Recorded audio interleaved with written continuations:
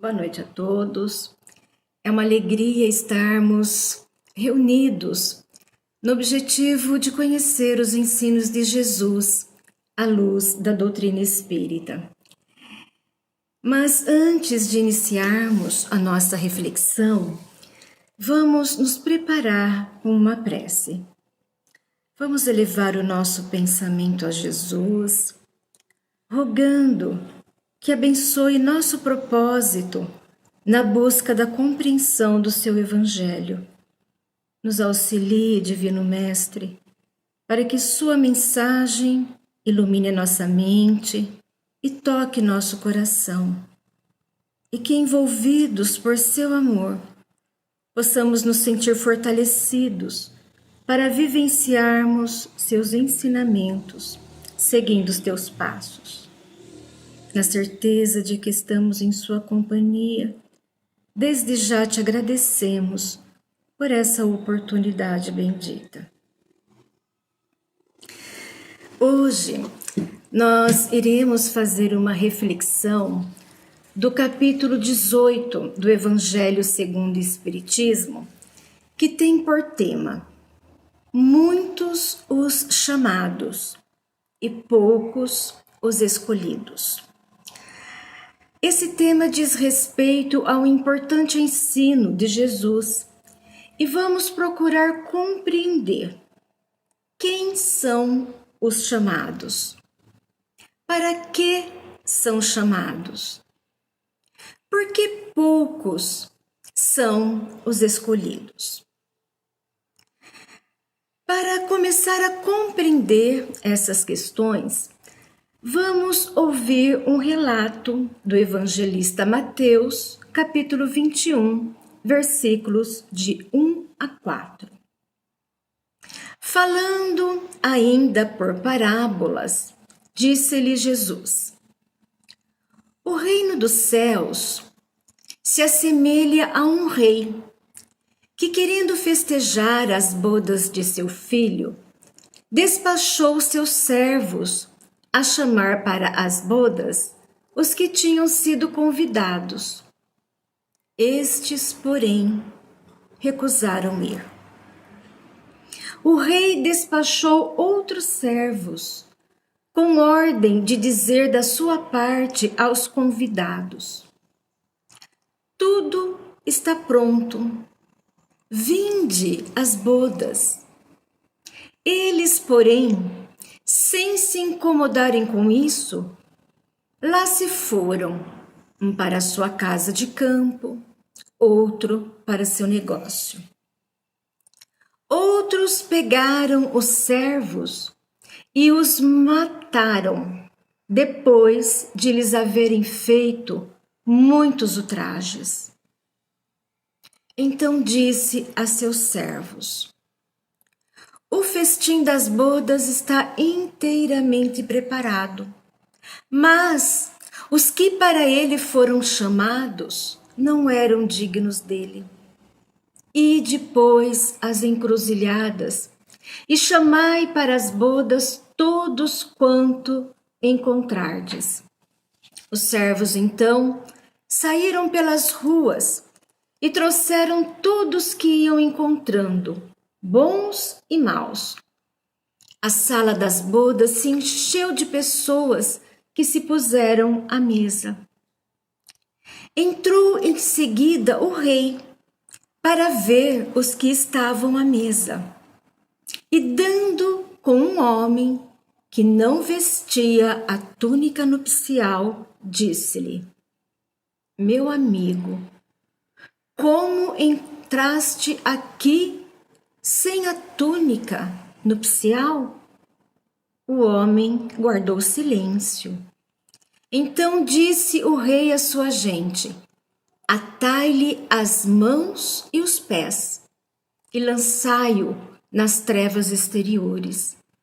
Aí é que haverá prantos e ranger de dentes, porquanto são muitos os chamados, mas poucos os escolhidos. Esta é a parábola da festa de núpcias. Jesus, por muitas vezes, utilizou as parábolas para ministrar um ensino. E para ser melhor compreendida, adaptava as suas parábolas aos costumes do povo de sua época. Parábolas são, portanto, histórias simbólicas sob a qual se esconde uma verdade importante. Mas, se não compreendemos o significado moral ou espiritual, ela não passa de uma simples história. A parábola que acabamos de ouvir traz para a nossa vida valiosos ensinamentos. Vamos procurar compreendê-la. Quem é o rei da parábola? É Deus. Nesta parábola, Jesus compara o reino dos céus, onde tudo é felicidade e alegria, a uma festa nupcial. Uma festa nupcial representa um enlace para consolidar um relacionamento. Esta festa representa o desejo de Deus no estreitamento da relação entre a criatura e o Criador. E como todo relacionamento, para se consolidar, necessita do conhecimento entre um e outro. E de que maneira, portanto, realizamos esse enlace, essa ligação com Deus? Através do conhecimento das leis divinas, que são voltadas para o amor, a justiça, a verdade, a caridade. Quem foram os primeiros convidados que Deus havia chamado para o conhecimento das suas leis? Os judeus. Os enviados do rei são os profetas, que tinham por missão convidar os judeus a seguir o caminho que os ligasse a Deus. Desse pequeno foco partiu a luz que devia expandir-se para o mundo todo. No entanto, as palavras dos emissários foram pouco ouvidas. As advertências foram desprezadas. E muitos desses emissários foram massacrados como os servos da parábola. E Deus, em sua misericórdia, envia outro emissário para convidá-los mais uma vez à observação de suas leis e abrir-lhes novos horizontes para a vida futura. Quem foi esse emissário? Jesus. Porém, esses primeiros convidados repelem as palavras do enviado celeste e o sacrificam. Perderam assim todo investimento do alto para com seu povo. E Kardec esclarece nesse capítulo que seria injusto acusar o povo inteiro por essa situação. Os principais responsáveis foram os fariseus e os saduceus. Por quê? Eles tinham conhecimento das leis, das escrituras, mas agiam de forma contrária. A religião para eles era mais um meio de domínio do que um objeto de fé. tinham apenas exterioridades e ostentação de falsas virtudes. E com isso, exerciam grande influência sobre o povo. Jesus entregou-se durante toda a sua missão a desmascarar essa hipocrisia e o fanatismo. Por isso tornaram-se seus inimigos. Se ligaram aos príncipes e sacerdotes para colocar o povo contra ele e o sacrificarem. São, portanto, os convidados que se recusaram a comparecer no banquete de núpcias. Mas será que basta ser convidado ao banquete? Sentar-se à mesa para entrar no reino dos céus? Vamos ouvir mais um importante ensinamento do Mestre, que se encontra no Evangelho de Mateus, capítulo 7, versículos de 21 a 23. Nem todos os que me dizem, Senhor, Senhor, entrarão no reino dos céus. Apenas entrará aquele que faz a vontade de meu Pai, que está nos céus. Muitos nesse dia me dirão, Senhor, Senhor, não profetizamos em teu nome? Não expulsamos em teu nome o demônio? Não fizemos muitos milagres em teu nome? Eu então lhes direi, afastai-vos de mim, vós que fazeis obras de iniquidade. Afastai-vos de mim. Jesus faz uma advertência a eles e a nós. Faz uma advertência àqueles que exibem uma aparência de homem de bem, tementes a Deus, mas suas palavras, gestos e atos contradizem aquilo que desejam aparentar. Se dizem seguidores de Jesus, mas deturpam os seus ensinamentos para satisfazer os seus próprios interesses, segundo as suas ideias, de acordo com as suas conveniências. A essas deturpações e acréscimos que os homens fizeram à lei de Deus, que Jesus se refere quando diz: toda planta que meu Pai não plantou será arrancada pela raiz e lançada ao fogo. Por quê? Porque a finalidade da religião é conduzir o homem a Deus.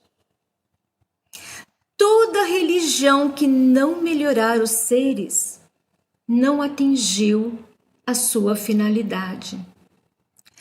Toda religião, portanto, que apoia pensamentos, sentimentos e ações contrárias ao bem é falsa ou foi falseada. É falsa toda crença que se esconde sob uma falsa moral, mas divide os filhos de Deus. Apoia preconceitos sociais, as falsas ideias, as calúnias, o extermínio dos mais fracos ou daqueles que consideram diferentes, que apoiam a exploração do trabalho, Apoiam os que acumulam os bens da terra, que deveriam saciar a fome dos famintos, alimentar as crianças e fortalecê-las para o futuro. Essas crenças fazem fanáticos, supersticiosos e hipócritas, mas não fazem homens de bem.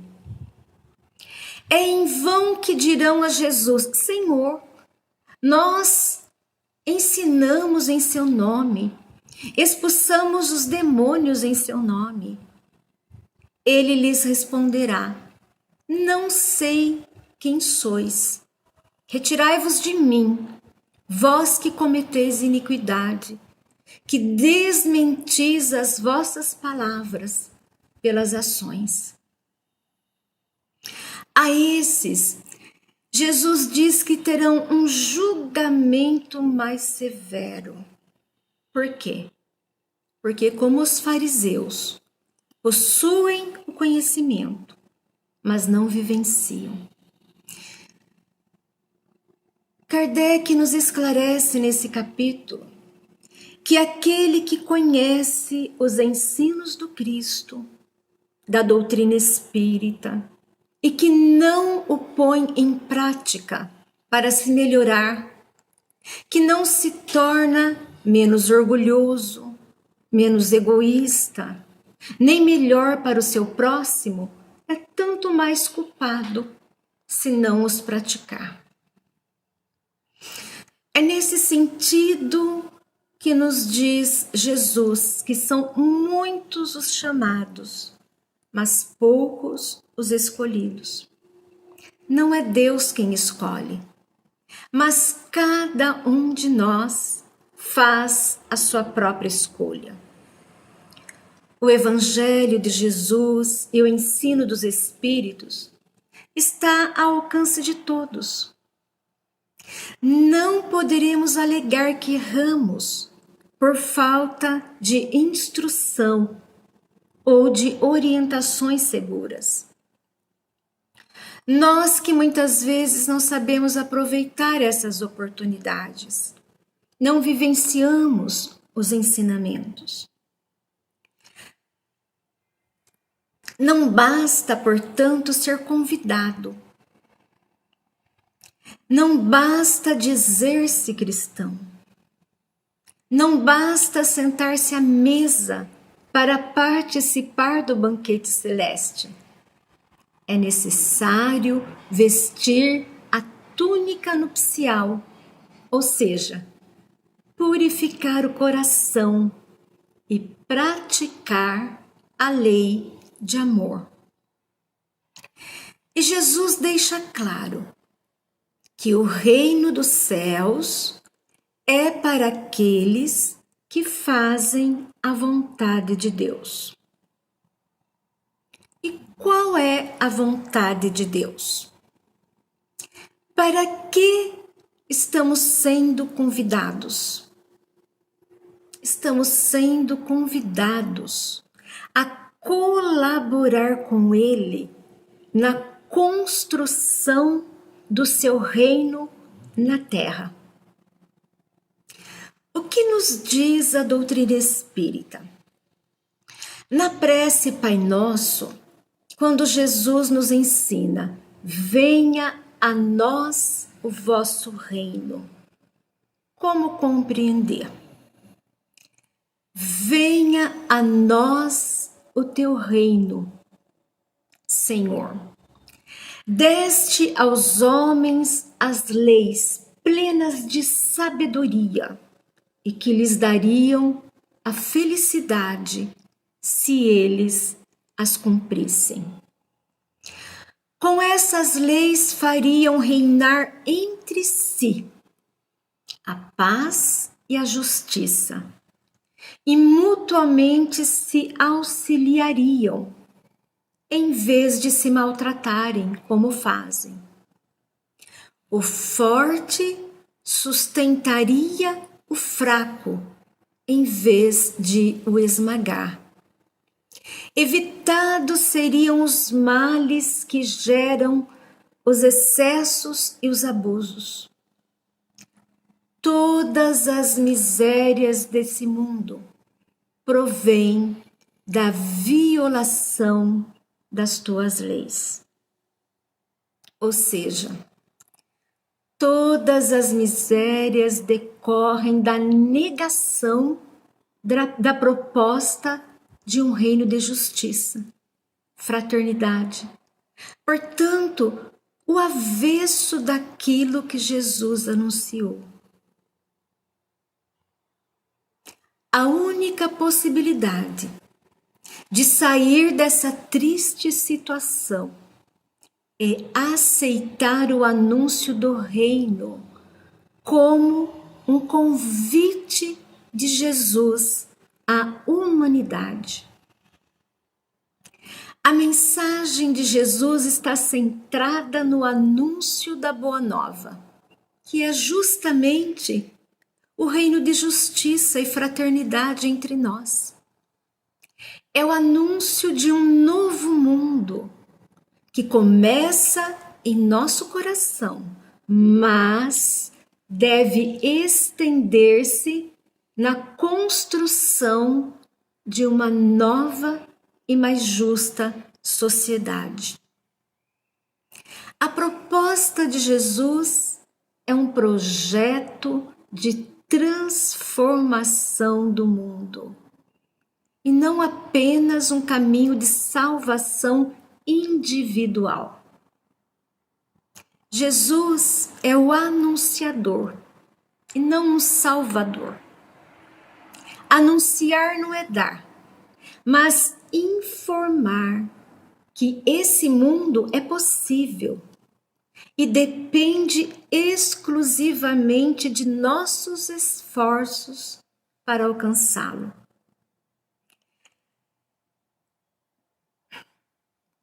Portanto, para ser aceito no reino celeste, necessitamos construir o reino entre nós, em um processo de construção coletiva. E como seria esse reino? Um reino em que ninguém deve sofrer injustiça, padecer de miséria, morrer de fome ou ser tratado com desamor, com preconceito. Que nossos irmãos não serão julgados pela aparência, posição social, pelo gênero. E todos se unam pela defesa da vida, pelo respeito às diversidades culturais, pelo respeito à natureza, tão maltratada e explorada pela ganância humana. Um reino em que a caridade material não seja mais necessária, porque não existirá mais a exploração do trabalho, o acúmulo do capital que provoca a miséria no mundo. E todos irão partilhar os frutos da terra e do trabalho, e terão assim oportunidades iguais para o seu desenvolvimento material, intelectual e moral, visando trabalhar não apenas para o seu próprio bem ou para seus próprios interesses, mas pelo bem de todos. Os seres transformados transformam a sociedade. E a sociedade transformada é capaz de transformar os seres. Por essa razão, diz Kardec que as palavras de Jesus não é somente um convite para participar do reino celeste, mas a garantia da paz da tranquilidade e da estabilidade dos seres na vida terrena. Como? Na medida em que as instituições humanas, políticas e religiosas se apoiarem nas palavras de Jesus, elas serão estáveis como a casa construída sobre a pedra. E os homens a conservarão. Por quê? Porque estabelecendo uma sociedade igualitária, humana e produtiva para todos, encontrarão nela a paz, a segurança e a felicidade. E o que acontecerá com aqueles que apoiarem a violação das leis de amor, da justiça e da igualdade de direitos? O que acontecerá com aqueles que utilizam o nome de Deus para defender seus próprios e mesquinhos interesses? Serão como a casa construída sobre a areia. O vento das revoluções e o rio do progresso a levarão com a sua força. Aprendemos com esses ensinamentos que Deus, através de Jesus, seu emissário, nos convida a trabalhar para a transformação do mundo, pela fraternidade universal, pela igualdade de direitos sociais. Estamos sendo chamados para construir na terra um reino em que as leis de Deus sejam respeitadas. Estamos sendo convidados para a implantação do reino de Deus entre nós e assim sermos merecedores de participar do banquete celeste.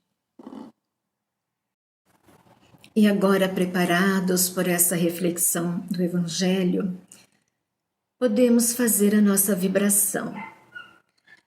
Vamos pensar em nossos familiares com muito carinho, envolvê-los com sentimentos de paz, harmonia, rogando que o amor de Jesus os envolva, console o coração de cada um, fortaleça a fé, renove a esperança. Que em nosso lar reine a paz, o respeito, a colaboração entre nós. Que não nos falte a orientação do alto. Vibremos. Vamos agora mentalizar aquelas pessoas que conhecemos e sabemos necessitadas de auxílio. Vamos envolvê-las com nossas melhores energias, desejando que recebam a força necessária para superar todas as suas dificuldades, com equilíbrio, confiança, bom ânimo.